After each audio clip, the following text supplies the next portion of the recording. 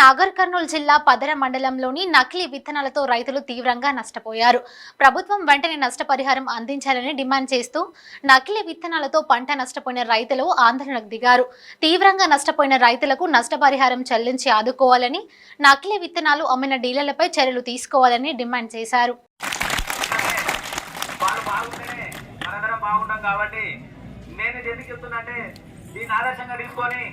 ఈ డీలర్లు ఇక్కడ ఉంటారు కదా, సబ్ డీలర్లు ఉంటారు కదా, వాళ్ళు కూడా వాళ్ళకి పైసలు ఎగ్గొట్టడం అనేది కరెక్ట్ పద్ధతి కాదు. ఎందుకంటే వాళ్ళు మనల్ని నమ్ముకొని ఎన్నో వాళ్ళకి కూడా బంగారాలు ఎన్నో బ్యాంకులను ఇంకా అప్పు తెచ్చి వాళ్ళు బిజినెస్ చేశారు. ఇది తప్పు అనేది ఇక్కడ సబ్ డీలర్ల వల్ల జరగలేదు. ఇది మొత్తం పైన రాష్ట్ర స్థాయిలో, కేంద్ర స్థాయిలో ఇది జరగడం జరిగింది. ఇది పెద్ద బడబాబుల స్కామ్. ఇది అందుకే కేంద్ర రాష్ట్ర ప్రభుత్వాలు కొంత చర్యలు తీసుకొని ఇలాంటిది పునరావృతం కాకుండా చూసుకోవాలి.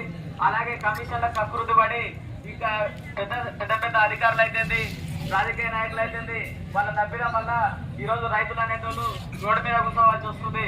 రైతే రాజు, రైతే కింగు అని ఇవేవో అంటారు. కానీ రైతు ఏ రోజు రాజు కాలేదు. రైతు ఎప్పుడు బానిసగానే ఉండు, ఆ పద్దెనిమిది రాజుగా వాళ్ళు ఎప్పుడైనా చూడండి.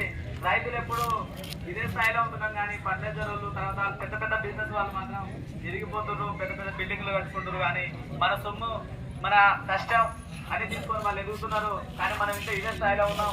కాబట్టి అధికారులు చర్యలు తీసుకొని ఖచ్చితంగా వారిపైన చర్యలు తీసుకోవాలి. నకిలీ విత్తనాలని రూపుమాపాలని కోరుకుంటున్నాము. అలాగే మన గ్రామంలో ఒక మంచి సంఘటన ఈరోజు జరిగింది. 2 కేజీలు తీసేయాలని చెప్పేసి, ఆ 2 కేజీలు తీసేయాలనేది దీనికి గౌరవ ఏవో సార్ గారు పూర్తిగా సహకరించాలి. ఎవరైనా డీలర్ కానీ 2 కేజీలు కానీ పత్తికినంగా వేస్తే అలాంటి డీలర్ని వాళ్ళ యొక్క డీలర్షిప్ ని రద్దు చేయాల్సిందిగా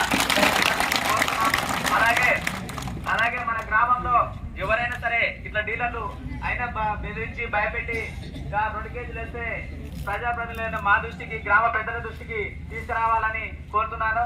అలాగే ఈరోజు సాయంత్రం, రేపు పొద్దుగాల మనం దబ్బెడ కొట్టిస్తాం. 2 కేజీలు అనేది ఇక 10 రోజుల రద్దు అని చెప్పేసి దబ్బెడ కొట్టిస్తాం. రైతులందరూ సహకరించండి. మీరేం భయపడకండి. ఏ ఇబ్బంది వచ్చినా నాకు చెప్పండి.